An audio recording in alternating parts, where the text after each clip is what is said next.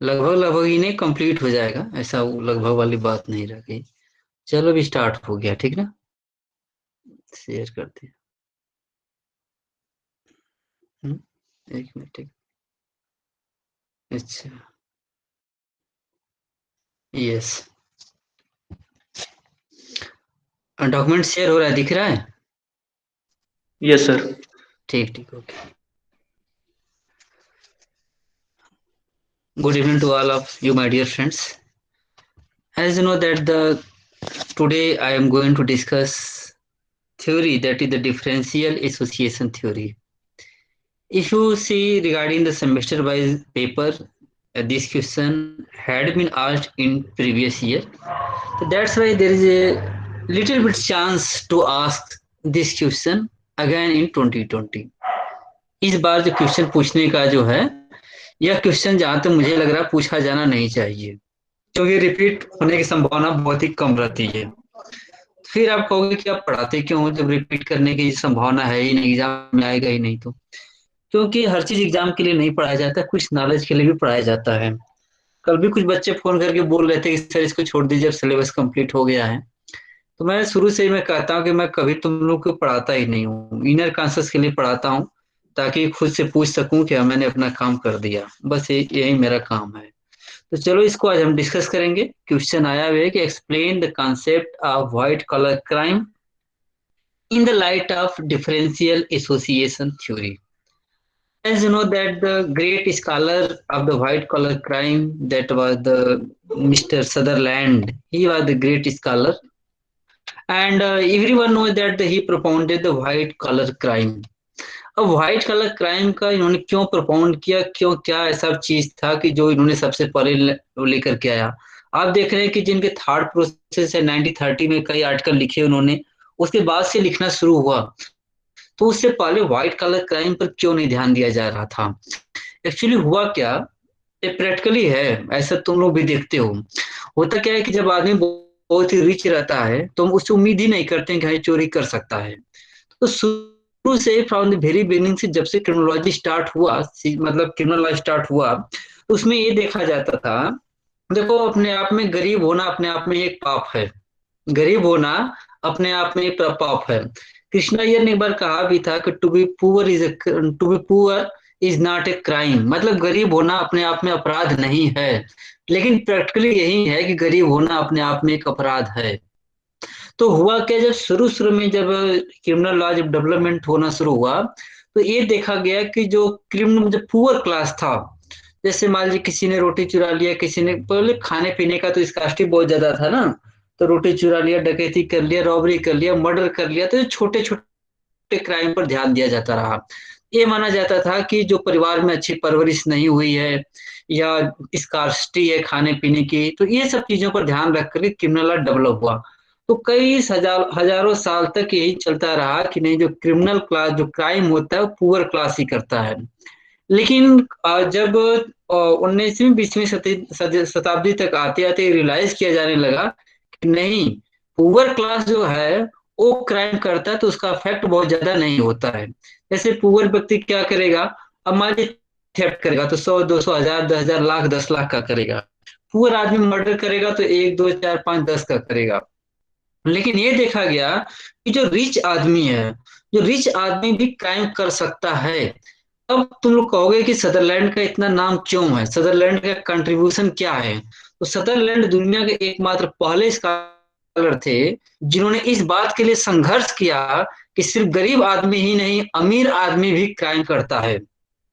तो ये बात इस्टेब्लिश करना कि अमीर आदमी भी क्राइम करता है, यह बहुत बड़ा फैक्ट है। क्योंकि ये प्रैक्टिकली यही होता है कि हम मानते हैं कि अमीर आदमी है, बहुत सारी चीजें हैं, तो क्यों क्राइम करेगा भाई। जैसे हम लोग कह देते हैं ना, कई बार कहते हैं कि उनका बेटा बेटी है ही नहीं तो क्यों करप्शन करेंगे। वो अमीर आदमी है तो क्यों करप्शन करेंगे। उनके लिए खाने पीने की इतनी चीजें तो क्यों करप्शन करेंगे। इसी बात को लेकर के दुनिया में पहला स्कॉलर थे जिन्होंने संघर्ष किया, और संघर्ष के साथ साथ इस बात को स्टेब्लिश भी कर दिया कि सिर्फ पुअर व्यक्ति ही नहीं, जो सफेद पोषधारी है, जो अमीर है, अरबों खरबों में खेल रहा है, वह भी क्राइम कर सकता है। तो इन्होंने उसमें डाला व्हाइट कॉलर क्राइम का कंसेप्ट आया, और ये पहले आथर थे जिसने white collar crime word use किया। जब white collar crime word use होने लगा तो इन्होंने क्या किया कि अब भाई जो ट्रेडिशनल क्राइम थे, जैसे मर्डर था, तो मर्डर को किस कैटेगरी में डिवाइड करें, कि अब ट्रेडिशनल क्राइम शूट नहीं कर रहा था, तो नया एक वर्ड जनरेट हुआ। अब दो वर्ड आ गए, एक व्हाइट कलर क्राइम था और उसके कंट्रास्ट में ब्लू कलर क्राइम आ गया। अब ये देखा जाने लगा कि ब्लू कलर क्राइम जो ट्रेडिशनल क्राइम है उनको हम ब्लू कलर क्राइम कहना शुरू कर दिए। आईपीसी के फॉर एग्जाम्पल अगर इंडियन कंटेक्स्ट में देखा जाए तो आईपीसी में जो भी क्राइम होते हैं उसके ब्लू कॉलर क्राइम कहा जाता है। देखिए आपसे इंटरव्यू में कभी पूछा तो नहीं जाएगा, ये तो मैं श्योर हूँ जुडिशरी के इंटरव्यू में, लेकिन बाई चांस यूपीएससी के इंटरव्यू में जब जाते हो, देखो हम हमेशा कहते हैं, कई बच्चे काउंटर भी कर रहे हैं, मैं हमेशा कहता हूँ कि अगर भारत में नौकरी पाना सबसे आसान है तो वह यूपीएससी के थ्रू ही नौकरी पाना आसान है, बाकी कोई कमीशन के थ्रू नहीं है। और यूपीएससी कम से कम 100 तरह की वैकेंसी निकालती है। अब हम लोगों की गलती है कि हम समझते हैं कि यूपीएससी का मतलब सिर्फ आईएएस, ये हमारी और आपकी गलती है। बाकी ऐसा कुछ नहीं है कि यूपीएससी का मतलब आईएएस, यूपीएससी 100 तरह की वैकेंसी निकालती है। तो तुम सबों का एक उम्र भी आ रहा है, धीरे धीरे साल भर बाद अप्लाई भी करना शुरू करोगे, तो हमेशा ध्यान में रखो कि यूपीएससी का एडवर्टाइजमेंट सैटरडे के दिन हमेशा आता है, शाम को 5 बजे आता है। तो तुम रात को 9 बजे 10 बजे सर्च कर लिया करो और उसी का इंटरव्यू दो, वो जल्दी नौकरी पा जाओगी। तो इसमें ये हुआ, मैं टॉपिक से भटक गया था। तो इसमें इन्होंने यही स्टेब्लिश किया कि हाँ भाई, अमीर आदमी भी क्राइम कर सकता है। तो इस कुछ बात बताना चाह रहा था, मैं भूल गया। तो ये बात को स्टेब्लिश हो गया कि तो हाँ, तो इसके यूपीएससी में आपसे पूछ सकता है कि भाई ब्लू कॉलर क्राइम क्या होता है।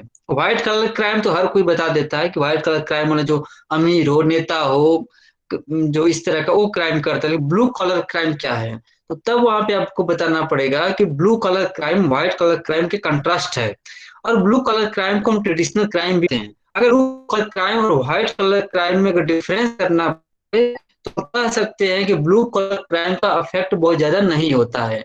जैसे कि एक ने मर्डर किया तो 100 का मर्डर किया, लेकिन व्हाइट कलर क्राइम में अगर एक व्यक्ति ने खरबों रुपया दे करके अगर आतंकवादी पैदा कर दिया, या किसी पर आतंकवादी संगठन को फंडिंग करके अटैक करा दिया, तो लाखों की संख्या में मारे जा सकते हैं। ये ब्लू कलर क्राइम और व्हाइट कलर क्राइम में अंतर होता है। तो उसके बाद से उसने उसी व्हाइट कलर क्राइम को और एक्सपेंड करते हुए अब उसने एक थ्योरी डेवलप किया। उस थ्योरी का नाम है डिफरेंशियल एसोसिएशन थ्योरी। देखो क्वेश्चन क्या है कि explain the concept of white colour crimes in the light of differential association theory. मतलब आपको व्हाइट कलर क्राइम भी डिस्कस करना है और साथ साथ में डिफरेंशियल एसोसिएशन थ्योरी भी डिस्कस करना है। हमने बहुत रिसर्च करने के बाद इसको थोड़ा बहुत पढ़ पाया हूँ, समझ पाया हूँ, मेरी भी कैपेसिटी कम ही है, लेकिन चलो आसान भाषा में तुम्हें समझाता हूँ कि डिफरेंशियल एसोसिएशन थ्योरी है क्या। देखो डिफरेंशियल एसोसिएशन थ्योरी का अगर हम लिटरल मीनिंग निकालें, हम ये नहीं कहते हैं कि सदरलैंड ने यही वो किया है, क्योंकि मैंने सदरलैंड की बुक पढ़ने का प्रयास किया लेकिन मुझे बुक मिल नहीं पाई, बाकी सोर्सेस से ही मैं पढ़ पाया हूँ। तो सदरलैंड की थ्योरी कहती है डिफरेंशियल एसोसिएशन थ्योरी। तो हमेशा मैं कहता हूँ कि लॉ को पढ़ने का सबसे आसान तरीका होता है कि उसके वर्ड्स पे अटैक किया जाए। अब इसमें दो चीज है, डिफरेंस एसोसिएशन और थ्योरी। थ्योरी से हमें कोई लेना देना नहीं है, एसोसिएशन डिफरेंशियल इस पर हमें ध्यान देना होगा। एसोसिएट में होता है किसी के संपर्क में आना, किसी के साथ जुड़ना, किसी के साथ संपर्क में आना, किसी के साथ जुड़ना। और डिफरेंशिएट कहता है कि जब किसी के साथ में आते हो, जुड़ते हो, तो तुम्हारा जो नेचुरल चीज होता है उसमें चेंज ला देता है, उसमें डिफरेंशिएट कर देता है। जैसे देखो साइंस का मैं स्टूडेंट नहीं हूँ, गलत भी बोलते रहता हूँ, करेक्शन कर देना। जैसे मान लीजिए H2O है, तो H से हाइड्रोजन होता है और O से ऑक्सीजन होता है। दोनों आपस में अलग अलग रहे, कोई रिएक्शन नहीं, अपने स्वतंत्र है, कोई दिक्कत नहीं। लेकिन अगर तुम कहो कि H अगर 2 के कंसल्ट में आ जाए या O H के कंसल्ट में आ जाए, तो कोई चेंज होगा कि नहीं? दोनों में, वो दोनों में टोटली चेंज हो जाता है। तो ये कहता है कि अगर कोई व्यक्ति, सिंपल व्यक्ति, एकदम सीधा साधा होता है, गांव में कहा जाता है गौ की तरह है, एकदम सीधा साधा भोला भाला है, उसको दुनियादारी मालूम ही नहीं है, एकदम इनोसेंट है, लेकिन अगर उसकी सर्किल बैड पर्सन के साथ अगर जुड़ जाती है, तो वो क्या होगा कि कल को बहुत बड़ा नोटोरियस क्रिमिनल के रूप में आ सकता है। तो ये कहता है, सदरलैंड कहता है कि व्यक्ति साधारणतया एक इनोसेंट प्राणी की तरह रहता है, लेकिन जब दूसरे के कंसल्ट में आता है तो वो उससे बहुत सारी गलत चीजें सीख लेता है। और गलत चीजें सीखने का फ्रीक्वेंसी तो बहुत ज्यादा होती है। सही चीजें सीखने में टाइम लगता है, लेकिन गलत चीज सीखने का तो बस 1 मिनट में वो सीख जाता है। तो वही कहता है कि जैसे ही किसी क्रिमिनल के संपर्क में आता है, जैसे किसी क्रिमिनल के साथ एसोसिएट होता है, उसके एक्टिविटी में डिफरेंस आ जाता है। और उसकी एक्टिविटी में डिफरेंस आने का ये आता है कि वह क्रिमिनल हो जाता है। मतलब पूरा का पूरा थ्योरी इसी बात पर डिपेंड करती है कि एक साइड में एक इनोसेंट व्यक्ति है, दूसरे साइड में क्रिमिनल है। जब इनोसेंट व्यक्ति क्रिमिनल व्यक्ति के टच में आता है तो वह व्यक्ति क्रिमिनल बन जाता है। अब कहोगे कि सर इंडिया में आप कैसे कह सकते हो ये बात कि सही है कि गलत है। एक एग्जांपल के तौर पर हम लेंगे, हमारे लॉ जितने लॉ हैं वो जैसे जुवेनाइल जस्टिस एक्ट का लॉ है। तो तुम कभी सोचे हो कि जुवेनाइल जस्टिस के अंतर्गत जो क्राइम होते हैं उनको हार्डकोर क्रिमिनल के साथ हम क्यों नहीं जेल में रखते हैं? क्यों जुवेनाइल बच्चों के लिए अलग से जेल होता है और हार्डकोर क्रिमिनल के लिए अलग से होता है? और जो मेन जेल होता है उसमें भी जेल की कैटेगरी अलग होती है। जो चोरी वाले जो होते हैं, जो क्रिमिनल होते हैं, उनका अलग से सेल होता है। जो टेररिस्ट होते हैं उनका अलग से सेल होता है। तो आखिर क्या रीजन है कि जुवेनाइल का अलग से सेल है, हार्डकोर क्रिमिनल का अलग सेल है? इसका रीजन यही है, ये माना जाता है कि अगर जुवेनाइल को हार्डकोर क्रिमिनल के साथ अगर जेल में आप रख देंगे तो वह जुवेनाइल भी, जिसके रिफॉर्म होने की संभावना है, वो हार्ड कोर क्रिमिनल के रूप में बाहर निकलेगा। तो इस बात को अगर तुम्हें कहा जाए कि क्या भारत में डिफरेंशियल एसोसिएशन थ्योरी अप्लाई होता है, तो तुम कहोगे कि हाँ यह थ्योरी भारत में अप्लाई होता है। वह पूछेगा कि कैसे अप्लाई होता है, तो तुम बताना कि डिफरेंशियल एसोसिएशन थ्योरी यही है कि एक इनोसेंट व्यक्ति दूसरे क्रिमिनल के संपर्क में आने से वह भी हार्डकोर क्रिमिनल बन जाता है, क्रिमिनल बन जाता है।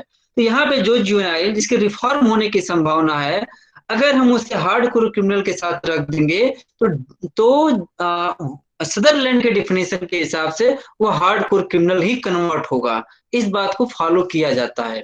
सदरलैंड आगे लिखता है, पर देख लूं कि तुम सब हो कि अकेला है छोड़कर चल दिए हो। नहीं भाई, तुम सब बहुत हो, इतना तो काफी है। पार्थ सोच रहा है कि सर बहुत दिन अकेले नहीं रहेंगे, अब अगले साल शादी करेंगे। अकेले थोड़ी होता है काम। रुक जाओ, बुला लेना भाई हमें भी थोड़ा सा। मिठाई तो खिला ही देना, बाकी चीज चलती रहेंगी। देखो आपको नहीं अखिलेश, बुलाया, ऐसा हो सकता है कैसे? अखिलेश चूरा उरा लाकर खिलाता है तो जितना खिलाओगे उतना ने क्लास लेंगे। ये अखिलेश के लिए सिर्फ क्लास ले रहा हूँ और किसी के लिए नहीं ले रहा हूँ। हाँ, तो डिफरेंशियल इक्वेशन थ्योरी यही अब देखो कहता है कि ही वॉज सर्चिंग, वह क्या सर्च करता है? He was searching how a person becomes a criminal. उसका मेन फोकस, इसी को मैं क्रिटिसाइज करूंगा। वो सर्च करता है कि एक व्यक्ति क्रिमिनल कैसे बनता है। तो उससे पूछा गया कि भाई क्रिमिनल कैसे बनता है, तो वह कहता है कि according to him, when a person associate with other criminal he learns, वो क्या लर्न करता है? Values, attitude, techniques, motives for criminal behaviour and becomes the criminal. अब वैल्यू का मतलब क्या होता है? वैल्यू का मतलब जस्टिफिकेशन होता है। कोई भी क्रिमिनल जब क्राइम करता है, कोई भी क्रिमिनल, तो वो अपने पीछे एक लॉजिक रखता है।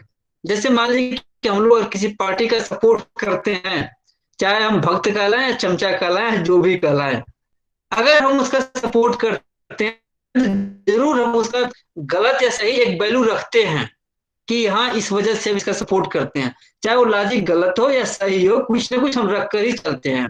तो यही कहता है कि जब वो दूसरे क्रिमिनल के कंसल्ट में आता है, एक वैल्यू रखता है कि हम चोरी कर रहे हैं तो क्यों कर रहे हैं। एटीट्यूड भी रखता है, क्रिमिनल के तो एटीट्यूड हमेशा ज्यादा ही ज्यादा रहते हैं।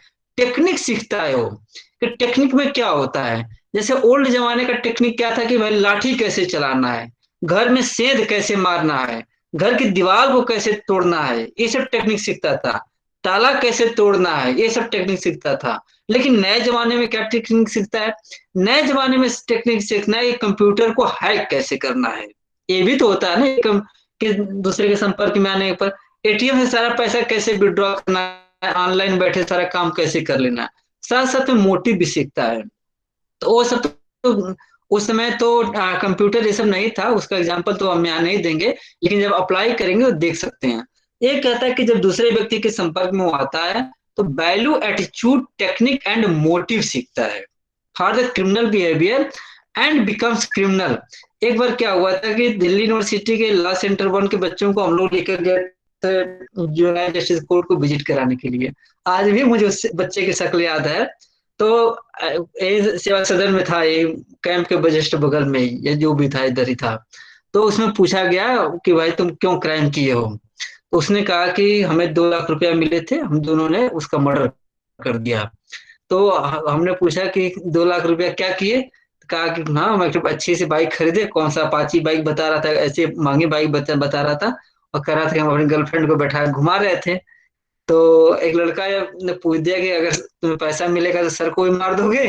कहा कि हाँ, हम मार देंगे, हमें तो पैसे से मतलब है, चाहे आप किसी को मारने के लिए कहो, हम इनको भी मार देंगे। तो मतलब क्या है कि वो वैल्यू, एटीट्यूड, टेक्निक, मोटिव उसका क्या है। मोटिव तो यही है, पैसा चाहिए, वो किसी को भी मार सकता है।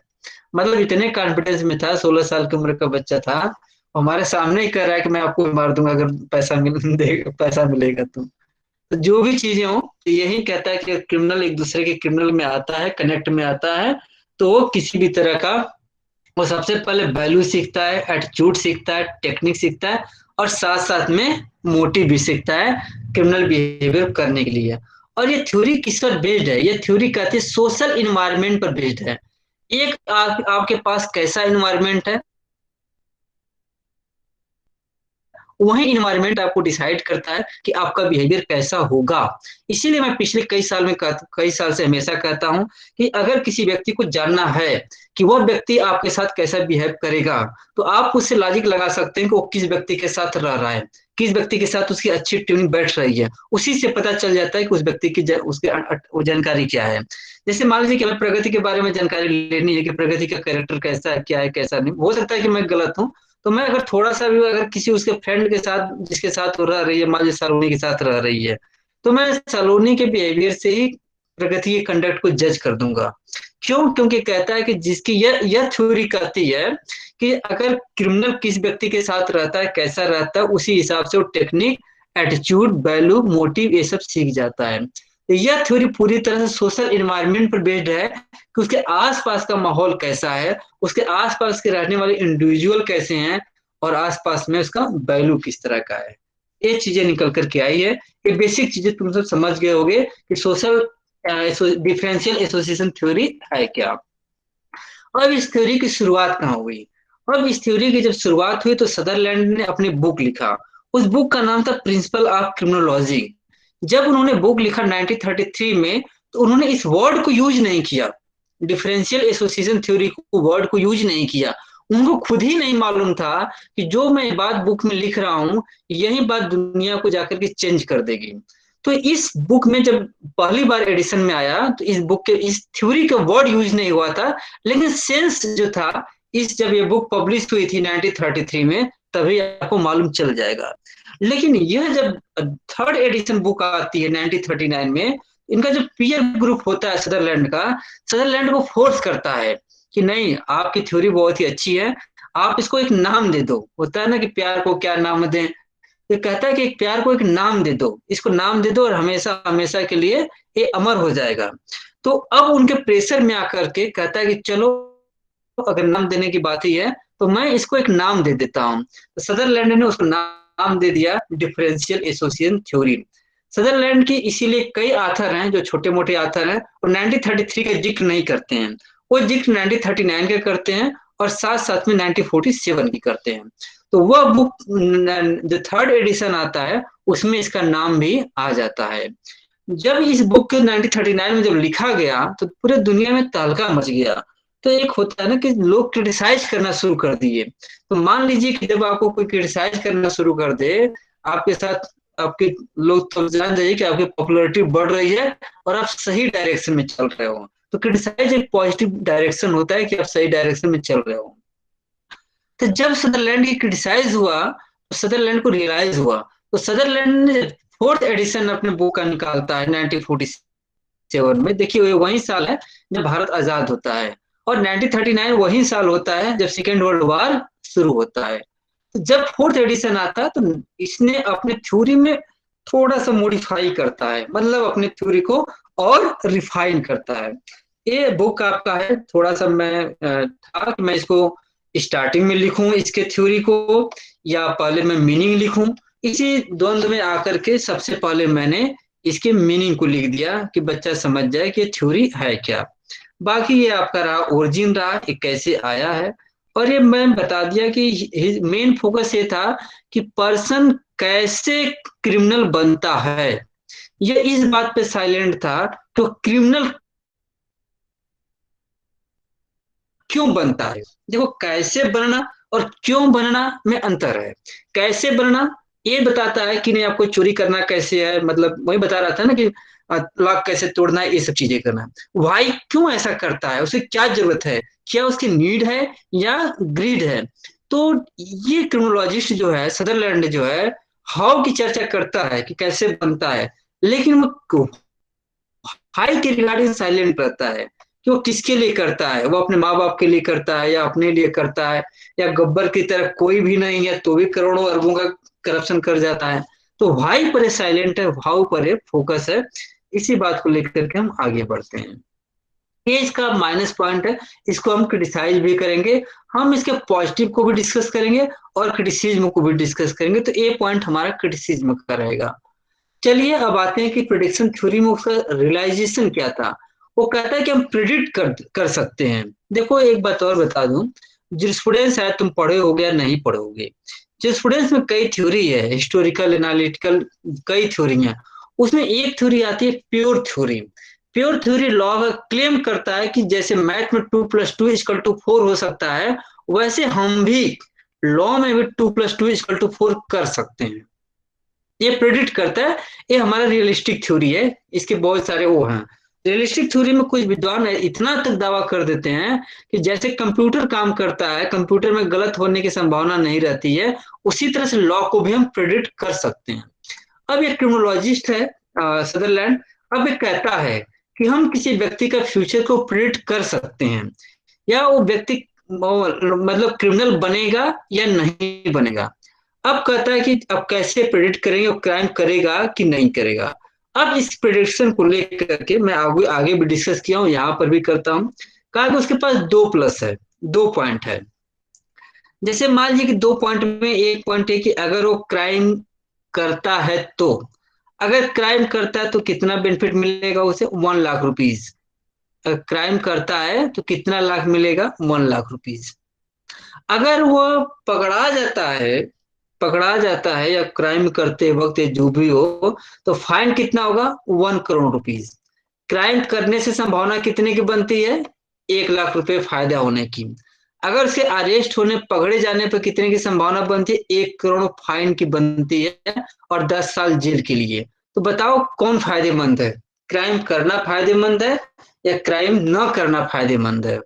अब ये कहता है को इवेल्युएट करेगा, इसके पास दो ऑप्शन है, मतलब फायदा किसमें है और किसमें नुकसान है, दोनों को इवेल्युएट करेगा।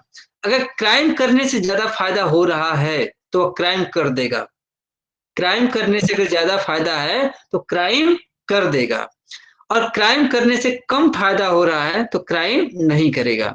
जैसे हम लोग क्या कहते हैं कि तुम लोग एक बेंथम नाम का जूरिस्प्रूडेंस में जूरिस्ट रहते हैं, एनालिटिकल स्कूल के। तो बेंथम क्या कहते हैं, वो कहते हैं कि एक थ्योरी देते हैं, यूटिलिटेरियन थ्योरी। यूटिलिटेरियन थ्योरी किस पर बेस्ड है, पेन एंड प्लीजर पर बेस्ड है, पेन एंड प्लीजर पे। यूटिलिटेरियन थ्योरी यही कहता है कि वही काम होना चाहिए जिसमें आपको फायदा ज्यादा हो और नुकसान कम हो, फायदा ज्यादा हो और नुकसान कम हो। यही कहता है कि अगर क्रिमिनल के पास हमेशा ऑप्शन रहता है कि क्राइम करने से फायदा ज्यादा होगा या नुकसान ज्यादा होगा, अगर उसके पास ऑप्शन है कि क्राइम करने से फायदा ज्यादा होगा तो क्राइम करेगा, अगर फायदा कम है नुकसान ज्यादा है तो क्राइम नहीं करेगा। और इस तरह से इसको हम कहते हैं, इस थ्योरी का एक और नाम दिया जाता है लर्निंग थ्योरी ऑफ डेविएंस। डेविएंस एक सोशल साइंस में वर्ड यूज होता है। डेविएंस का मतलब होता है violation of norms of the society including the law. Deviation एक स्पेशल वर्ड आता है जिसमें कहता है कि सोसाइटी के नॉर्म्स के साथ साथ लॉ का वायलेशन जो होता है उसको भी हम डेविएंस कहते हैं। तो सदरलैंड की पूरी थ्योरी, डिफरेंशियल एसोसिएशन थ्योरी, इसी बात को डिस्कस करता है कि एक व्यक्ति क्राइम करने को, डेविएंस करने को कैसे सीखता है, इस बात की जिक्र करता है। इसीलिए कुछ विद्वान इसको लर्निंग थ्योरी ऑफ डेविएंस, नियम कानून तोड़ने के सीखने की एक विधा के रूप में, एक सिद्धांत के रूप में भी इसके बारे में कहते हैं। अब वो कहता है, सदरलैंड कहता है, इस थ्योरी में 9 पॉइंट्स का में ध्यान रखना पड़ता है। कितने पॉइंट्स का? 9 पॉइंट्स का, जिसको 9 एजम्पशन भी कहते हैं। कहता है कि इस थ्योरी को अगर हम कंक्लूड करें, जैसे होता है ना कंक्लूजन में, क्योंकि भाई देखो सदरलैंड ने तो हजारों पेज लिख दिया, अब हजारों पेज पढ़ करके उसका क्रक्स ड्रॉ करना तो मुश्किल होता है। इसने कहा कि चलो हम ही क्रक्स निकाल देते हैं। इसने कहा इसमें 9 क्रक्स हैं इस थ्योरी के, 9 पॉइंट पर हम इसके क्रक्स को डिस्कस करेंगे। अब इस 9 पॉइंट्स को तुम्हें याद करना होगा। अब चलो 9 पॉइंट्स को हल्का से डिफरेंस कर लेते हैं, डिस्कस कर लेते हैं। भाई कोई प्रॉब्लम होगी तो बता देना तुम लोगों को, ठीक ना? हाँ, चलो। जी सर। हाँ, अब 9 पॉइंट को याद करना बहुत इजी है, क्योंकि ऊपर से बस दिमाग देखो, हमेशा शब्दों पर ध्यान रखना कि सिद्धांत क्या है। अब एक कहता है कि ये पहला इसका सिद्धांत है, पहला इसमें इस थ्योरी का बेसिक आइडिया ये है कि criminal behaviour is learn from other individuals.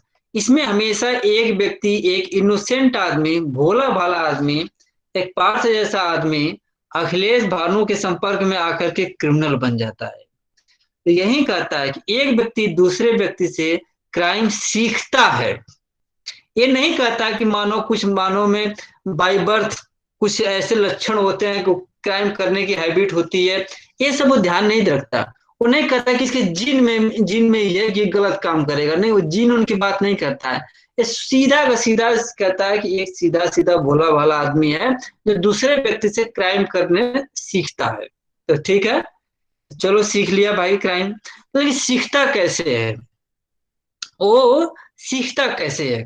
क्या उसको बैठ करके दूसरा व्यक्ति बुलाता है कि नहीं, हाँ भाई तुम क्लास में आना, तुम्हें हम स्लेट बोर्ड देंगे, पेन कापी से सिखाएंगे या कंप्यूटर में सिखाएंगे? वो सीखता कैसे है? सीखता तो है, ये तो निश्चित हो गया, एक व्यक्ति इनोसेंट है, वो दूसरे क्रिमिनल के साथ आने से वो सीखता है, ठीक ना? देखो इसका क्रिटिसाइज हम बताएंगे, ठीक है, बाद में करेंगे, अभी सुन लो।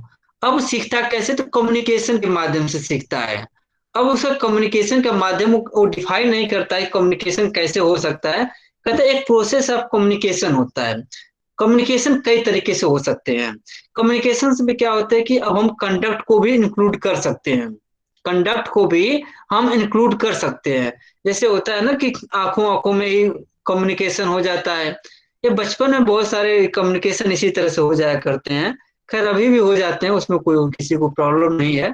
तो ये कहता है कि कम्युनिकेशन बहुत ही वाइडर टर्म में यूज करता है वो। कम्युनिकेशन सिर्फ बातचीत बातचीत तक सीमित नहीं है, यहाँ पे एक दूसरे का बिहेवियर, एक दूसरे की एक्टिविटी, एक दूसरे का कोड वर्ड, एक दूसरे का हिंट, ये सब कम्युनिकेशन में इंक्लूड हो जाएगा, ठीक ना? ये कम्युनिकेशन होता है। तीसरा बात कहता है कि the principle of learning criminal behaviours occur with intimate personal groups. कहता है कि उसके भी सारे बच्चों से सीखता नहीं है, जो उसके बहुत ही करीब रहते हैं उसी से सीखता है। जैसे मैंने यहाँ पे कहा कि पार्थ एक इनोसेंट है, वह अखिलेश, शाहबाज और भानु से सीखता है। अब जी सेक्शन में 60 बच्चों का स्ट्रेंथ है। कितने का स्ट्रेंथ है? 60 बच्चों का। तो पार्थ, ये सदरलैंड कहता है कि क्या पार्थ 60 बच्चों से क्राइम करना सीखेगा? नहीं नहीं, पार्थ 60 बच्चों से क्राइम करना नहीं सीखेगा। पार्थ जिसके साथ बहुत क्लोज रहता है उसी से सीखेगा। पार्थ जिसके साथ क्लोज है, मतलब कि भानु, शाबाश और अखिलेश के क्लोज में है, तो उन्हीं से वो सीखेगा। ये तुम्हें ध्यान में रखना होगा, इंटीमेट ग्रुप। लॉ पढ़ने का एक और तरीका है, तो हम लोग का क्लास एक क्लास और लेके खत्म ही हो जाएगा, लेकिन हमेशा एक है कि किसी एक एग्जाम्पल को हमेशा सामने रख करके पढ़ा करो, अपने में से छांट करके एग्जाम्पल पढ़ा करो। वो बहुत ही अच्छी टेक्निक लगती है, मुझे बहुत ही उस तरह का प्यारा लगता है। इस तरह का चीजें हैं, इंटीमेट पर्सनल ग्रुप से ही सीखता है, सबसे नहीं सीखता है। 60 बच्चों में से एक पार्थ हो गया, 3 क्रिमिनल हो गए, तो हो गया 4। इसका मतलब 56 बच्चों से पार्थ कुछ भी नहीं सीखता है। ये कहता है, ये थर्ड पॉइंट कहता है। अब सीखता क्या है, ये भी बड़ी बात है। चलो सीखता तो है, सीखता है कम्युनिकेशन के माध्यम से सीखता है। किससे सीखता है, उसका गुरु कौन है, उसका गुरु यही 3 थे 4 रहते हैं, जो बहुत ही करीब रहता है, उसी के साथ रहता है। सीखता क्या है, सीखता उसमें टेक्निक सीखता है। टेक्निक सीखता है, टेक्निक में बहुत सारी चीजें आ जाती हैं। ऑफलाइन रहता तो बताता भी, लेकिन टेक्निक में वही क्राइम कैसे किया जाता है, इस तरह की टेक्निक सीखता है वो। फिर टेक्निक के साथ साथ कुछ और चीजें सीखता है, मोटिव्स, डायरेक्शन, रेशनलाइजेशन, एटीट्यूड। मैं तुम्हें बता रहा था ना कि हर एक गलत आदमी भी अपने मोटिव के साथ रहता है। मोटिव गलत हो सकती है, सही हो या गलत हो सकता है मोटिव, लेकिन समथिंग अपने पास वो रख कर ही चलता है। Motive, rationalisation, attitude. जैसे मान लीजिए कि सिगरेट पीने वालों को मना करो, क्या सिगरेट पीने से पोल्यूशन होता है, वो 50 लॉजिक ऐसे दे देंगे कि तुम्हारी बोलती बंद हो जाएगी। मतलब इतने तगड़े तगड़े लॉजिक होते हैं। और शराब पीने वालों से तुम एक बार बस करके देखो, उसके हाथ में बोतल और तुम कह दो कि शराब मत पियो, शराब पीने से हेल्थ पर गलत असर पड़ता है, वो इतने फायदे बता देंगे कि तुम्हें अगले दिन से पीना शुरू कर दोगे। इसीलिए शराबियों को कभी मत कहा करो कि मत पिया करो। उनके पास logic, rationalisation, attitude, motive, technique बहुत तगड़ी होती है। अब अगला पॉइंट ये है, लॉकडाउन में देखे ही होगी, शराबियों का वैल्यू सबसे ज्यादा था, सरकार ने सबसे पहले उन्हीं को याद किया भी। अब आते हैं 5वां पॉइंट पर, हम आते हैं। वो कहता है कि वही है कि legal course and as favourable and unfavourable. कह रहा है कि जब वो सीखता है specific direction of motive drives learn from the definitions of legal code as favourable and unfavourable. वो बहुत सारी चीजें सीखता है, कुछ फेवरेबल भी होती हैं, कुछ अनफेवरेबल भी होती हैं, ये सब चीजें वो सीखता है। फिर कहता है कि ये हमने अप्लाई किया कि जब फेवरेबल और अनफेवरेबल सीख लेता है, दोनों सीख लेता है वो, जब वो सीख लेता है तब वो इवेलुएट करता है कि हमें फायदा होगा या नुकसान होगा। ये जो मैं हेडिंग बनाया हूँ, ये अपने पर्पज से समझाने के पर्पज से हेडिंग बनाया हूँ, और बाकी वर्ड तो मैंने स्विट्जरलैंड का ही डिक्टो कट पेस्ट कर दिया हूँ। जो मैं हेडिंग बनाया हूँ यूटिलिटेरियन थ्योरी इन क्रिमिनोलॉजी, ये समझाने के पर्पज से बनाया हूँ। यूटिलिटेरियन तो यही तो कहती है ना कि हेडोनिज्म का जो सिद्धांत है, पेन एंड प्लीजर का सिद्धांत है, बेंथम तो यही कहता है ना कि भाई जिसमें फायदा हो वही करना चाहिए, नुकसान हो तो ना करना चाहिए। इस चीज जाता है दोनों फेवरेबल हो और अनफेवरेबल हो। और जो एक्स्ट्रा रहेगा, अगर क्राइम करना फेवरेबल मतलब क्राइम करने से नुकसान है तो नहीं करेगा, क्राइम करने से फायदा है तो फेवरेबल होगा। इसलिए डिटरेंट थ्योरी में क्या होता है, तुम लोग कभी ध्यान से सोचते हो कि रेप पर दबाव बनता है तो सरकार क्यों डेथ सेंटेंस इम्पोज कर देती है? और जानते हो इसका क्या पीछे होता है, क्या थ्योरी होती है सरकार का? सरकार कहती है कि जब क्रिमिनलिस्ट जो रेपिस्ट है वो सोचे यार रेप करेंगे तो 10 मिनट आप जो भी, लेकिन हमें सजा हो जाएगी, मैं हमेशा के लिए मर जाऊंगा, वो दोनों में इवेल्युएट करेगा तो रेप करेगा नहीं। खैर, ये तो अलग पॉइंट हो जाता है, लेकिन यही मानना है। इसीलिए जो क्राइम का जो पनिशमेंट होता है हमेशा हार्श किया जाता है। ये हार्श करने का लॉजिक समझते क्या हो, ये डिफरेंशियल एसोसिएशन थ्योरी भी इसको डिस्कस करता है। ये यही कहता है इवेलुएट करेगा, अगर पनिशमेंट ज्यादा है तो क्राइम नहीं करेगा, और पनिशमेंट कम है तो क्राइम कर देगा, अगर फेवरेबल है तो। फिर कह रहा है कि जो ये डिफरेंशियल एसोसिएशन है में very in frequency, duration, priority and intensity. ये आगे कहता है ये जो एसोसिएशन है ये हमेशा चेंज होते होते रहता है। मान लीजिए कि पार्थ नाम का एक लड़का है। पार्थ जब बचपन में रहता है तो 2-4 बच्चों से संगत में आता है, उसके सीखने की लर्निंग प्रोसेस अलग होती है। लेकिन जब उसका सर्किल बढ़ता है, दिल्ली यूनिवर्सिटी आता है, उसकी और सर्किल बढ़ती है, उसकी और फ्रिक्वेंसी, प्रायोरिटी, इंटेंसिटी बढ़ती है। और इसी तरह से जैसे जैसे उसकी उम्र बढ़ती रहती है, जैसे जैसे उसके लोगों के मिलने जुलने का वो दायरा बढ़ते जाता है, वैसे वैसे उसके सीखने की टेक्निक परिपक्व होती है, उसमें क्राइम करने का ड्यूरेशन बढ़ते जाता है, बहुत सारी चीजें इसमें आ जाती है। एक कहता है कि ऐसा नहीं है कि डिफरेंशियल में चेंज नहीं होगा, ये चेंज होगा। क्यों? एसोसिएट, जितने लोगों के साथ एसोसिएट होते जाएगा वैसे वैसे क्राइम करता जाएगा। देखते हो कि छोटा बचपन में क्या होता है। बचपन में एक हम तुम्हें यही टाइम 2 मिनट का टाइम है। एक छोटा सा बच्चा होता है, कहानी भी है लेकिन चलो टाइम हमारे पास है। उस कहानी में क्या होता है कि एक बच्चा चोरी करता है। जब चोरी करता है घर में चुरा करके लाता है, अपनी माँ को देता है। माँ बहुत ही खुश हो जाती है। एक काम बहुत कई टाइम तक चलता है। बच्चा चोरी करते करते धीरे धीरे छोटे क्राइम से करते करते बड़ा क्राइम करने लगता है, और वो बहुत बड़ा क्रिमिनल हो जाता है। और एक बार इतना क्राइम करता है कि वो पकड़ा जाता है। पकड़ा गया, अब उसे मौत की सजा हो गई कि इसको डेथ सेंटेंस दिया जाएगा। अब उससे पूछा गया कि भाई तुम्हारी अंतिम ख्वाहिश क्या है, तुम्हें तो अब डेथ सेंटेंस मिलेगा, अंतिम ख्वाहिश क्या है तुम्हारी। कहा कि अंतिम ख्वाहिश यही है कि मैं अपनी माँ से मिलना चाहता हूँ। तो कहा कि ठीक है चलो अपनी माँ से मिल लो। तो उसकी माँ को बुलाया गया। कहा कि आपका बेटा आपसे मिलने आया हुआ है।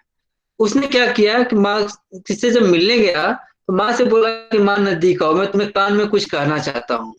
तो माँ से जब कान में कहने के लिए गया तो बहुत तेजी से माँ का वो कान ही काट लिया। तो माँ को बहुत ही गुस्सा आया कि तुम मेरा कान क्यों काट लिए, तुम मेरे बेटे हो, इतना मैं तुम्हें प्यार करती हूँ, तुम्हारे जाने के बाद मैं इतना दुखी हूँ, ऐसे वैसे। वो कहता है कि माँ अगर जिस दिन मैं पहली चोरी किया था उसी दिन तुम्हें हमें मारपीट दी होती, उसी समय मैं डांट दी होती, तो आज मैं इतना बड़ा क्रिमिनल नहीं बनता। आज मैं इतना बड़ा क्रिमिनल नहीं होता है। इसमें क्रिमिनल होने में अगर सबसे बड़ा योगदान था तो तुम्हारा ही योगदान था। इसीलिए हमेशा कहा जाता है कि अगर छोटा सा भी क्राइम करे, छोटा सा भी गलती करे, तो आप तुरंत वहीं पे एक्शन या रिएक्शन ले लीजिए। अदरवाइज फ्यूचर में आपकी छोटी सी गलती वो फ्यूचर में बहुत बड़ी गलती बन सकती है। तो यही कहता है कि शुरू में छोटे से क्राइम करता है क्योंकि कम लोगों के संपर्क में आता है, लेकिन जैसे वो बड़ा होते जाता है उसकी फ्रीक्वेंसी, ड्यूरेशन, प्रायोरिटी, इंटेंसिटी बढ़ते जाती है। ठीक ना, ये चीज यहाँ आ गई। अगला प्रोसेस से कहता है कि लर्निंग प्रोसेस उसके बिहेवियर में क्या होता है, इसमें क्रिमिनल एंटी क्रिमिनल पैटर्न्स, मतलब वही चीजें हैं, आपको वही लर्निंग प्रोसेस है, बहुत खास नहीं है, समझ लेना अपने आप। अगला पॉइंट है नीड एंड वैल्यू। कह रहा है कि क्रिमिनल जो है, मतलब इसमें उसी का एक दूसरे का मिलता जुलता पॉइंट है।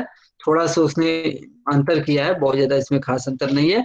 कह रहे while criminal behaviour is an expression of general need and values, it is not explained bye those needs and value, since non criminal behaviour is an expression of same needs and value. कह रहा है कि needs क्या है, value क्या है, ये सब चीज को डिफाइन करना या एक्सप्रेस कर देना बहुत ही मुश्किल है। हर व्यक्ति का अपना अपना नीड होता है, अपना अपना वैल्यू होता है, अपना अपना लॉजिक होता है। इस चीज को एक्सप्लेन करना या डिफाइन करना बहुत ही मुश्किल होता है। अब हमने यही देखा कि सदरलैंड कैसे बताता है कि एक इनोसेंट व्यक्ति हार्डकोर क्रिमिनल कैसे बनता है, और हार्डकोर क्रिमिनल बनने में किसका किसका योगदान होता है। इसके हिसाब से तो सोसाइटी में जो सोशल क्रिमिनल होते हैं, सोशल एक्टिविस्ट होते हैं, और उनका सबसे बड़ा योगदान होता है। इसीलिए हम लोग देखते हैं माँ हमेशा अपने बच्चे का ध्यान रखती है। वो पूछती है कि तुम बाहर गए थे किसके साथ खेल रहे थे, किस लड़के के साथ खेल रहे थे, किस लड़के के साथ खेल रहे थे। वो 50 क्वेश्चन करती है। और जो लड़के का कैरेक्टर डाउटफुल रहता है या जो बदमाश रहता है, वो माँ तुरंत तुम्हें 2 थप्पड़ मारती है, कहती है कि उसके साथ अगले दिन से खेलते दिख जाऊंगी, तुम्हारे काट कर गर्दन फेंक दूंगी। ये होता है, माँ को मालूम होता है कि गलत संगत में रहेगा तो गलत उसे गुण आ जाएंगे। अब चलिए, जेम्स शॉर्ट जूनियर एक नाम के अदर क्रिमिनोलॉजिस्ट हैं। बहुत सारे रिसर्च हुए इसमें, इसके थ्योरी पर। उसी थ्योरी में एक रिसर्चर होता है, क्रिमिनोलॉजिस्ट होता है, जेम्स शॉर्ट जूनियर। उसने कहा कि मैं भी चेक करूं कि क्या ये जो सदरलैंड की थ्योरी है वो गलत है कि सही है। अब उसने 176 बच्चों को स्कूल से चूज किया। कितने बच्चों को चूज किया? 176 बच्चों का स्कूल से चूज किया। अब 176 में से 126 लड़के थे और 50 लड़कियां थी। अब इन दोनों का एनालाइज किया। एक बार मैं ऐसे टहल रहा था, अपने बच्चे को लेकर के पार्क में टहल रहा था। 3 लड़कियां थी। तो 3 लड़कियों की उम्र हमें लग रहा है कि 12 से 15 साल की रही होगी, 16 साल की रही होंगी। एक दो लड़की ने उसमें कमेंट किया, लड़के भी थे, मतलब बैठ करके ताश खेल रहे थे, तो एक ने कमेंट किया उस लड़की को। उसमें से दो उसका मतलब थोड़ा सा अनकंफर्टेबल महसूस कर रही है। तो तीसरी बोल रही है कि तब टहलने का फायदा है क्या जब लड़के कमेंट ही नहीं करेंगे तो करने दो ना, हम लोगों को मतलब अच्छा तो लगता है, मतलब इस तरह का था। मतलब मैंने देखा कि पलक झपकते ही एक ने दोनों को कन्विंस कर दिया कहा कि सब मतलब उसका कहना था कि ये सब ठीक है, अच्छी बात है, सब गलत नहीं है। मतलब ऐसे कन्विंस करके, मतलब हंस करके, मतलब वो उसको बहुत ही कंफर्टेबल और इजी लग रहा था। मैं समझ गया कि ये लड़कियां एक इन दोनों को कुछ टाइम बाद अपने सर्किल में ले लेगी खट से। तो ये क्या किया, ऐसा नहीं कि क्राइम लड़के ही करते हैं लड़कियां नहीं करती हैं, लड़कियों में क्राइम करने की फ्रिक्वेंसी बहुत ज्यादा होती है। हाँ, अलग बात है कि वो एक्सपोज नहीं करती हैं, एक्सपोजर उन्हें बहुत ही कम होता है।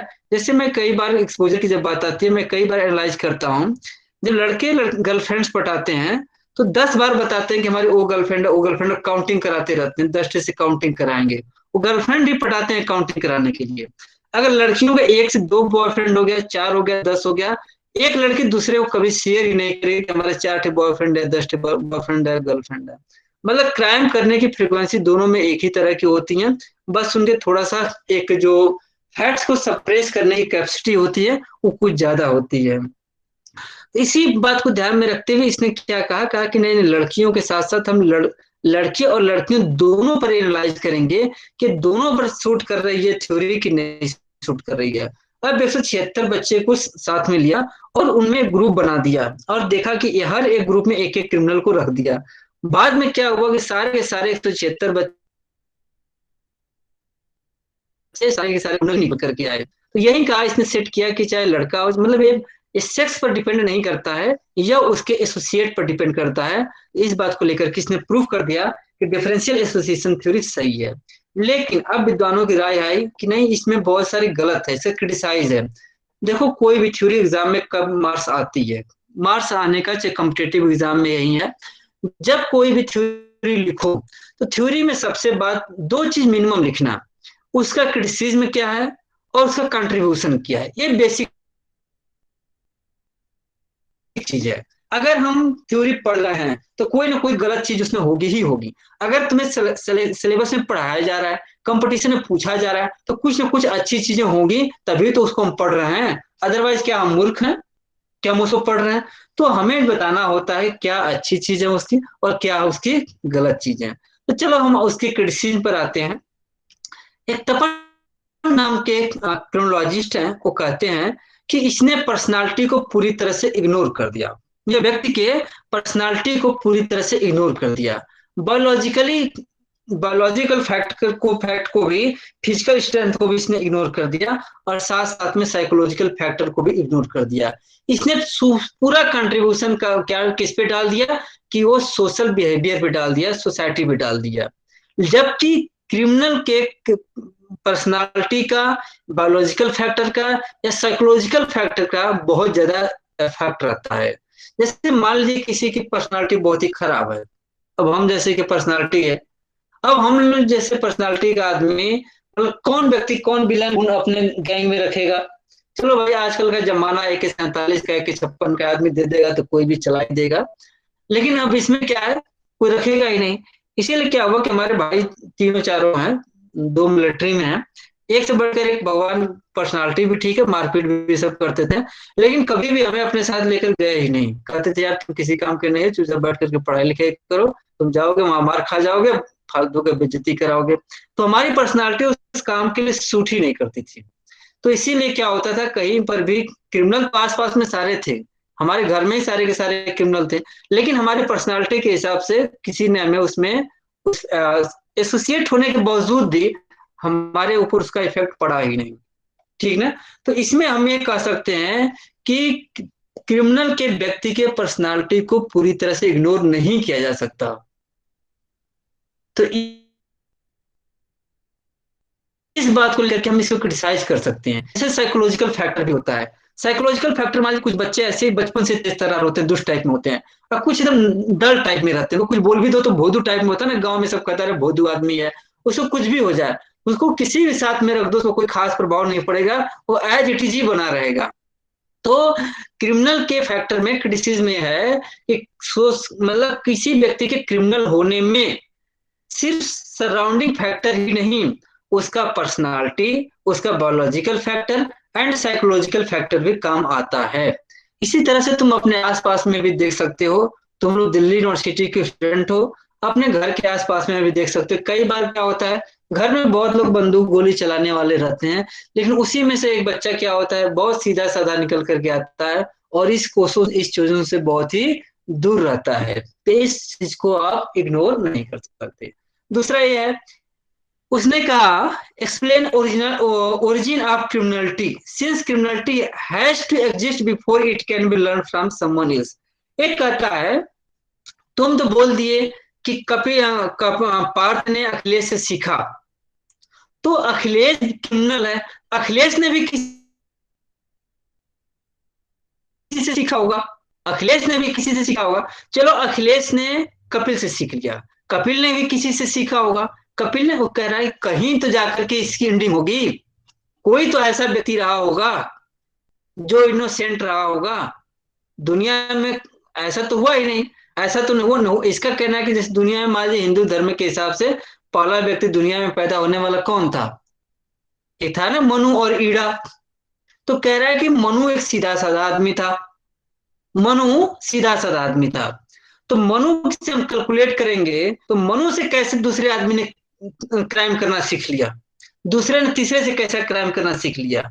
एक कह रहा है कहीं न कहीं किसी व्यक्ति में इनहेरेंट फैक्टर रहा होगा या सरकमस्टांसेस ऐसा रहा होगा कि वो एक्सीडेंटल क्राइम किया होगा और फिर क्राइम करना वो शुरू कर दिया होगा। जैसे आता है ना कि भाई मुर्गी ने पाले अंडा दी, नहीं कैसे है, अंडा से मुर्गी है या मुर्गी से अंडा है, ये बहुत बड़ा क्वेश्चन होता है। इसका यही आंसर है।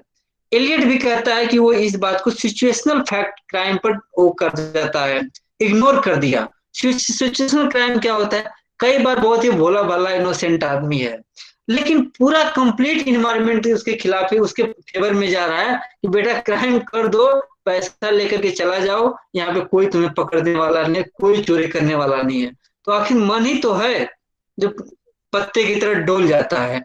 एक इनोसेंट व्यक्ति का भी सिचुएशनल क्राइम में क्राइम मतलब क्रिमिनल बन सकता है, भले ही कभी उसका फैक्ट इस तरह का इन्वायरमेंट मिला ना हो।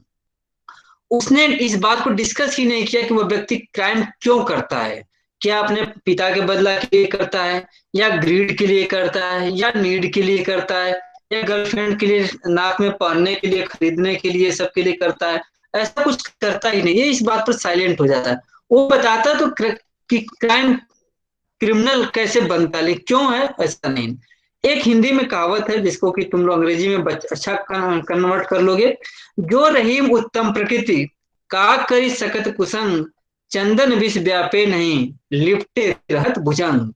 इसमें यह है, कहता है कि अगर बहुत ही भोला भाला आदमी है, बहुत ही सीधा साधा आदमी है, उसके आसपास में चाहे जितने ही क्रिमिनल हों, उसके एक्टिविटी को चेंज नहीं कर सकते। जैसे एग्जाम्पल के लिए ले लेते हैं हम, जैसे कि चंदन का पेड़ होता है, चंदन के पेड़ में इतनी शीतलता होती है कि हजारों भुजंग, हजारों सांप उसके आसपास में विषैले विषैले भुजंग लिपटे रहते हैं, लेकिन चंदन अपनी शीतलता को कभी त्यागता नहीं है। तो इसी तरह से अगर एक इनोसेंट आदमी है, उसके आसपास में चाहे जितने भी उसके संपर्क में रहने वाले क्रिमिनल एसोसिएट हों, चाहे जितने भी हों, वो कभी भी उस तरह की क्रिमिनल एक्टिविटी को सीख नहीं सकता। यह थ्योरी पूरी की तरह से गलत है। और इस यहाँ पे मैं लिखता हूं कि some person may be so much strong that outer criminal can't affect his life. जैसे हमारे लाइफ में कई लोग क्रिमिनल आए, कई लोग क्रिमिनल आए, शराब पीने से लेकर के दारू जुआ शराब कई लोग आए, लेकिन आज तक हमारे एक्टिविटी में कोई चेंज हुआ ही नहीं। ये चीजें हैं। लेकिन अब इसका कंट्रीब्यूशन क्या है, कंट्रीब्यूशन ये है, ये कहता है कि संगत से गुण होता है, संगत से गुण जात।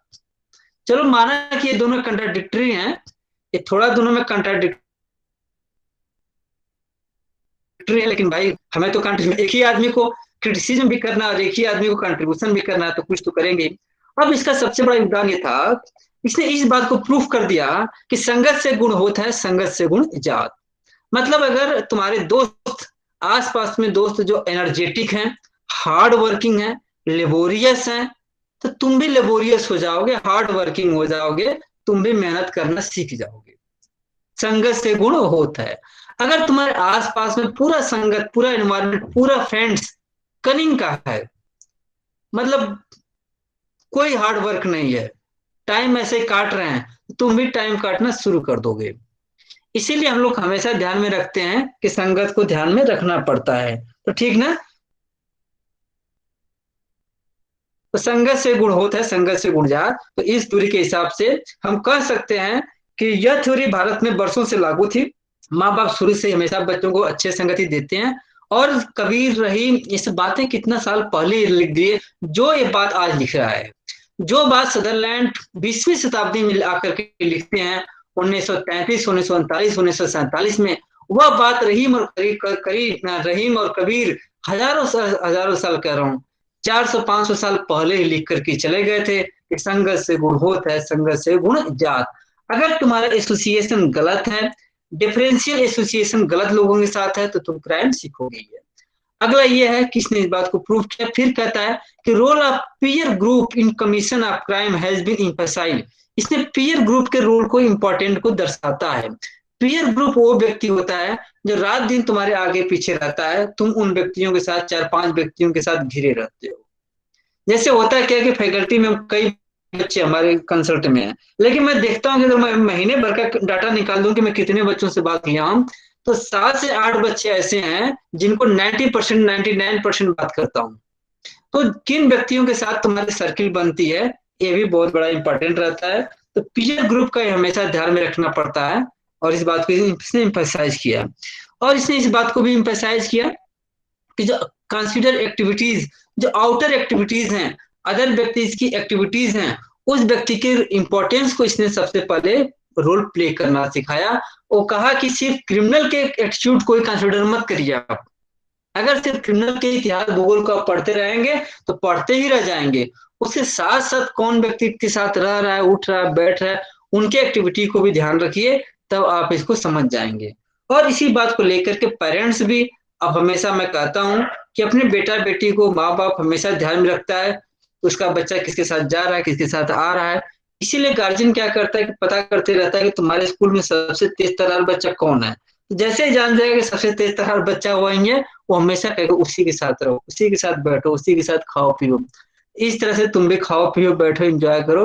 और हमने डिफरेंशियल एसोसिएशन थ्योरी के इसमें मीनिंग क्या है, पहला पार्ट है। दूसरा पार्ट ओरिजिन है, ये कब आया, किस बुक में आया, कौन से आथर हैं, एक इसका इम्फेसाइज किस पर है, हाउ पर है, वाई पे नहीं है। इसमें प्रेडिक्शन किया जा सकता है। 9 एजम्पशन है कि व्यक्ति लर्न करता है, कैसे लर्न करता है, कम्युनिकेशन से। कम्युनिकेशन किसके साथ होता है, इंटीमेट पर्सनल ग्रुप से होता है। उस लर्न करता है इंटीमेट पर्सनल ग्रुप से, तो क्या लर्न करता है, टेक्निक, मोटिव, ड्राइव, रेशनलाइजेशन। फिर उसके बाद इवेल्युएट करता है कि फायदे की चीज है कि नुकसान की चीज है। क्राइम करना नुकसान की चीज है तो छोड़ देता है, यार इसमें रिस्क ज्यादा है, इसको हम नहीं करेंगे। तो इस तरह का चीजें हैं। सेंट जेम्स और जॉन्स भी अपना एक 176 स्टूडेंट्स के साथ इसको प्रूव कर देता है कि यह थ्योरी बहुत ही अच्छी है। और इसमें क्रिटिसाइज में जब आता है, तपन भी क्रिटिसाइज करते हैं, एलिड भी क्रिटिसाइज करते हैं। और हम लोग कुछ अपने कवि रहीम के, जो रहीम उत्तम प्रकृति का कर इस सगत कुसंग चंदन बीस व्यापे नहीं लिपटे रथ भुजंग। इससे ये भी पता चल जाता है कि नहीं, ऐसी बात नहीं है। अगर इनोसेंट व्यक्ति है तो उसके आसपास में चाहे जितने भी क्रिमिनल हो, जितने भी सांप बिच्छू विषैले हों, उसको कोई फर्क नहीं पड़ेगा। वो अपना शांत स्वभाव से रहेगा। कंट्रीब्यूशन ये है कि इसने सिद्ध कर दिया कि संगत से गुण होता है, संगत से गुण जात। इसलिए माँ बाप भी और क्रिमिनल में भी ध्यान रखा जाता है कि बच्चा किसके साथ रह रहा है, खेल रहा है, कूद रहा है। तो चलो, इसके साथ सभी लोगों को बहुत बहुत धन्यवाद। अगर कोई क्वेश्चन पूछना है तो पूछ लो, कोई ऑब्जेक्शन है तो रेज कर सकते हो।